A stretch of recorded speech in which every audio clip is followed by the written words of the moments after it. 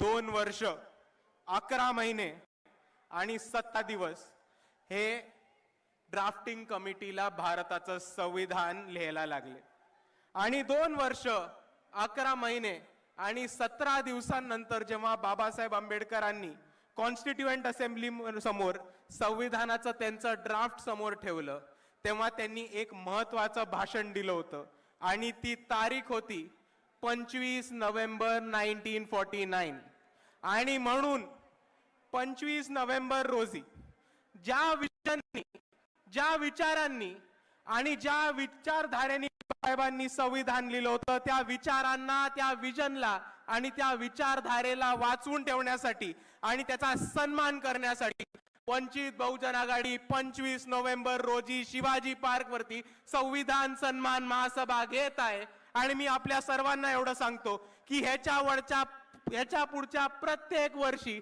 वंचित बहुजन आघाडी 25 November रोजी शिवाजी पार्कला इतक्याच मोठ्या गर्दीने, इतक्याच मोठ्या ताकदीने, इतक्याच मोठ्या संख्येने दरवर्षी संविधान महासभा घेत राहील आणि आपल्या सर्वांना यायला भाग आहे। आणि हेच बोलत असताना बाबासाहेबांनी त्या भाषणामध्ये त्यांचे विजन मांडली होती, विचार मांडले होते आणि तशीच एक काळजी आणि पोटतिडकी मांडली होती। आणि बाबासाहेब म्हटले होते, it is certain that if parties place creed over country, our independence will be in jeopardy for a second time and it will be lost probably forever. We must be determined to defend our independence with our last drop of blood. याचा अर्थ हाच होतो की इकडच्या राजकीय पक्षांनी, इकडच्या सत्ताधाऱ्यांनी जर देशासमोर देशाच्या प्राधान्यापेक्षा वरती जात, जमात आणि धर्म ठेवला तर आपण आपलं स्वातंत्र्य गमवून बसू, ही परिस्थिती आपल्या सर्वांना समजून घेतली पाहिजे। आणि त्याच वाक्यामध्ये बाबासाहेब हे सुद्धा म्हणतात की आपली जबाबदारी आहे, ही आपल्या सर्वांची रिस्पॉन्सिबिलिटी आहे की संविधान वाचवणं आणि देशाचं स्वातंत्र्य आणि देशांचे इंटरेस्ट हे जातीच्या, धर्माच्या आणि जमातीच्या पुढे ठेवणं। पण आता देशात काय चालू आहे हे आपल्या सर्वांना समजून घेणं गरजेचं आहे मित्रांनो। 2014 मध्ये जेव्हा भाजप सत्तेत आली तेव्हा आम्ही ओरडून बोंबलून सांगत होतो की धर्मामध्ये, जमातीमध्ये, जातीमध्ये तिढा निर्माण करून, भांडणं लावून, दंगल करून ही भाजप सत्ता उपभोगण्याचं काम करणारे आणि 2014 पासून 2025 पर्यंत आतापर्यंत जे घडले ते तसंच चालू मित्रांनो, हे समजून घ्या। 2025 ची स्थिती समजून घ्या। 2025 मध्ये Maratha versus OBC, Banjara versus आदिवासी, धनगर वर्सेस आदिवासी, मातंग वर्सेस बौद्ध असं समाजामध्ये दंगली पेटवण्याचं काम, भांडणं पेटवण्याचं काम हे भाजपने आता सुरू केलेलं आहे, हे आपल्या सर्वांना समजून घेणं गरजेचं आहे। दुसऱ्या बाजूला परवाचीच घटना बघा, अरुणाचल प्रदेशची एक महिला होती, 18 तास तिला चायनामध्ये शांघाय एअरपोर्ट वरती चायनाच्या अथॉरिटीजनी, चायनाच्या सरकारनी तिला दाबून ठेवलं होतं। का? कारण ती अरुणाचल प्रदेशची होती आणि भारताचा पासपोर्ट वापरत होती आणि चायनाने म्हटलं की आम्ही अरुणाचल प्रदेशला भारताचा भाग नाही मानत आणि अरुणाचल प्रदेशच्या लोकांना भारताचा पासपोर्ट दिलेला चायनाला चालत नाही, ही वस्तुस्थिती समजून घ्या। 1 महिन्यापूर्वी भारताचे माजी सरन्यायाधीश भूषण गवई यांचे पुतळे जाळण्यात आले आणि यांच्या पुतळ्यांना चपला मारण्यात आल्या। हे कुठे घडलं? तर न्यूयॉर्कच्या टाइम्स स्क्वेअर मध्ये घडलं। आणि आपण या दोन्ही घटनांचा अभ्यास करा मित्रांनो।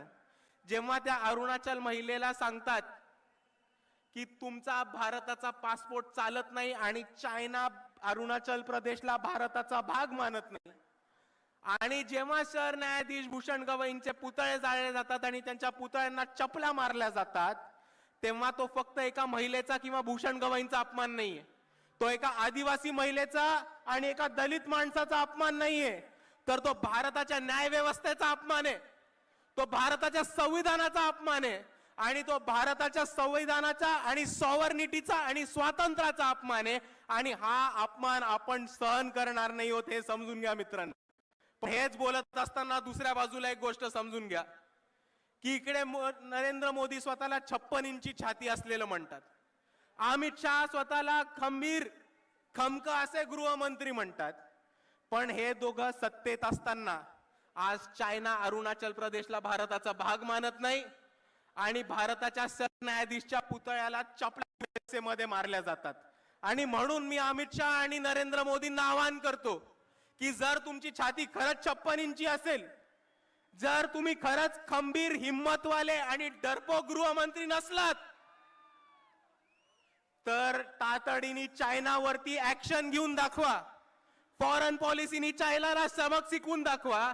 आणि दुसऱ्या बाजूला ज्या ज्या भारतीयाच्या नागरिकांनी, ज्या ज्या एनआरआयनी भूषण गवईंच्या पुतळ्याला चप्पल मारायचा प्रयत्न केला, त्यांचे व्हिसा आणि पासपोर्ट रद्द करून दाखवा. मग आम्ही मानू की तुमची छाती खरंच 56 इंची आहे. आणि मग आम्ही मानू की अमित शहा मध्ये खरंच दम आहे. नाहीतर तुम्ही समजून घ्या, 5-25 चायना ऍप करून काही नाही होत. चायनाला उत्तर द्यायचं असेल तर ताकदीने उत्तर द्यायला लागणार हे आपण समजून घ्या. आणि दुसऱ्या बाजूला मोदी आणि अमित शहा हे एनआरआयच्या विरुद्ध आणि अमेरिकेत बसलेल्या एनआरआयच्या विरुद्ध ऍक्शन नाही घेणार, कारण हेच एनआरआय लोक आहेत जे भाजपला युएसए मध्ये बसून भरघोस पैसा पोचवतात. हे आपण दुसऱ्या बाजूला समजून घ्या. आणि भारतामध्ये आणि अमेरिकेतल्या गोष्टी बोलत असताना परवाच एक रिपोर्ट आलाय की $3,30,000 हे आरएसएस नावाच्या अनधिकृत टेररिस्ट ऑर्गनायझेशननी युएसए मध्ये स्क्वायर पॅटसन बॉक्स नावाच्या एका कंपनीला दिले होते लॉबिंगसाठी आणि युएसए मधली निर्णय प्रक्रिया बदलण्यासाठी. आणि दुसऱ्याच बाजूला याच आरएसएसनी दिल्लीमध्ये 150 कोटीचं केशव कुंज नावाचं ऑफिस उभं केलं. हे आपण समजून घ्या. आता मला एक प्रश्न सांगा की जी संघटना जिची कोणती रजिस्ट्रेशन नाहीये, ज्याची कोणती नोंदणी नाहीये आणि जी भारताचं संविधान मानत नाही, ही संघटना $3,30,000 युएसए ला कसे पाठवते? ही संघटना 150 कोटीचं ऑफिस दिल्लीमध्ये कसं बांधते? आणि जर इकडच्या सरकारकडे त्याची उत्तरं नसतील, जर इकडच्या इन्कम टॅक्स डिपार्टमेंटकडे त्याची उत्तरं नसतील, तर ही एक धोक्याची घंटा ही आपण सर्वांनी समजून घेतली पाहिजे. आणि हीच धोक्याची घंटा वंचित बहुजन आघाडीने ओळखली होती. म्हणून भारताच्या इतिहासामध्ये आरएसएसच्या कार्यालयावरती पहिला मोर्चा जर कोणी काढला असेल तर तो फक्त आणि फक्त वंचित बहुजन आघाडीने काढला होता. आणि हा मोर्चा काढताना आम्ही आरएसएसला 3 गिफ्ट देणार होतो. पहिलं गिफ्ट होतं भारताचा ध्वज, आपला तिरंगा. आणि आमचं हे म्हणणं होतं, तुम्ही तिरंगा मानत नाही, आम्ही तुम्हाला तिरंगा गिफ्ट करतो आणि तुम्ही तुमच्या कार्यालयावरती तिरंगा लावणं सुरू करा. दुसरं आमचं गिफ्ट होतं भारताचं संविधान. आणि आमचं हे म्हणणं होतं की तुम्ही भारताचं संविधान म्हणत नाही, आम्ही आमच्या वतीने तुम्हाला एक संविधानाची प्रत देतो, तुम्ही ते संविधान वाचा, समजा आणि संविधानाच्या हिशोबाने चालत राहा. हा आमचा दुसरा त्यांना गिफ्ट होता.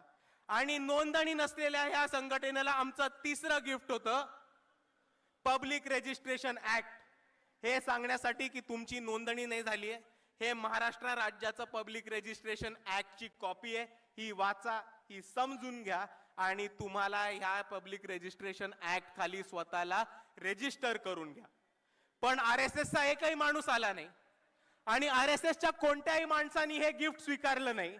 आणि त्याच्यावरनं आम्हाला हे साफ झालं की आरएसएस नोंदणी करायला नकार देते, आरएसएस तिरंगा लावायला नाही देते आणि आरएसएस संविधान वाचायला आणि संविधान मानायला नकार देते.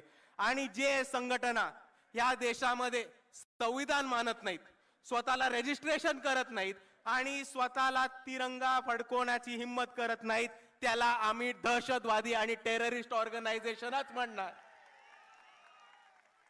आणि आपला जो मोर्चा झाला होता, आपल्या मोर्चा धास्ती आरएसएसनी घेतलीये, आपल्या मोर्चाची धास्ती बरोबर आरएसएसनी घेतलीये. नाव घेतलं नाही आपलं, बहुतेक घाबरत असतील, नाव घेतलं नाही आपलं, पण मोहन भागवतांनी बरोबर उत्तर दिलं आपल्याला. आणि ते काय म्हणाले की आमची नोंदणी ही आमची स्थापना ही ब्रिटिश काळामध्ये झाली होती, म्हणून भारत स्वातंत्र्य झाल्यानंतर आम्हाला परत नोंदणी करायची गरज नाही. आणि जर मोहन भागवतांना असं वाटत असेल तर त्यांना मला एकच गोष्ट सांगायची आहे की जर तुमची स्थापना ब्रिटिशांच्या काळी झाली होती आणि भारत स्वतंत्र देश झाल्यानंतर संविधान लागू झाल्यानंतर तुम्हाला स्वतःची नोंदणी करायची नव्हती, तर मग या देशात थांबलात कशाला? ब्रिटिशांबरोबरच निघून जायचं होतं ना. पनवती बसलात. आणि म्हणून मी आरएसएस ला एकच गोष्ट सांगतो कि इस देश में रहना होगा तो संविधान मानना होगा. बोला माझ्या बरोबर, इस देश में रहना होगा, इस देश में रहना होगा, अगर इस देश में रहना होगा. आणि दुसऱ्या बाजूला मोहन भागवत म्हणतात की आम्ही एक व्यक्तींची संघटन होत. आम्ही एक व्यक्तींची संघटन असल्यामुळे आम्हाला रजिस्टर करायची गरज नाहीये, आम्हाला नोंदणी करायची गरज नाहीये. आणि म्हणून मला इकडच्या न्याय व्यवस्थेला एकच प्रश्न विचारायचा आहे की जर 5 लोक 5 व्यक्ती एकत्र येऊन एक संघटन बनवत असतील, उदाहरण घ्या तर मी आहे, माझ्या बरोबर चेतनदादा आहिरे आहेत, सागरदादा गवई आहेत, स्नेहलताई सोनी आहेत, तय्यबभाई जफर आहेत, शमीबाताई पाटील आहेत. आम्ही 5 लोक एकत्र आलो, आम्ही एक संघटन बनवलं आणि आम्ही स्वतःला व्यक्तींचं संघटन म्हटलं, तर तुम्ही आम्हाला AK-47 आणि ऑटोमॅटिक रायफल ठेवू देणार आहात का? तुम्ही आम्हाला ऑटोमॅटिक वेपन्स ठेवू देणार आहात का? तुम्ही आम्हाला जिल्ह्यामध्ये तालुक्यामध्ये संघटन बनवू देणार आहात का? तुम्ही आम्हाला जिल्ह्यामध्ये तालुक्यामध्ये चंदा इकट्ठा करू देणार आहात का? आणि या चंदा इकट्ठा केल्यावरती आम्हाला टॅक्स माफ करणार आहात का? हे इकडच्या न्याय व्यवस्थेने आम्हाला सांगितलं पाहिजे. आणि जर या 5 गोष्टींना तुमचं उत्तर नाही असेल तर माझी तुम्हाला विनंती आहे की हेच नियम, हाच कानून आणि हेच संविधानाचे कलम आरएसएस ला सुद्धा लागू करा आणि आरएसएस नोंदणीकृत करा. आणि हे नसेल करता येत तर आरएसएस बॅन करा. आणि म्हणून मी म्हणतो आरएसएस मुर्दाबाद, आरएसएस मुर्दाबाद. आणि म्हणून मित्रांनो एक गोष्ट समजून घ्या की मोहन भागवत अजून एक गोष्ट म्हणते की आम्ही व्यक्तींची संघटन आहोत म्हणून आम्ही नोंदणी नाही करणार. आम्ही व्यक्तींची संघटन आहोत म्हणून आम्ही नोंदणी नाही करणार.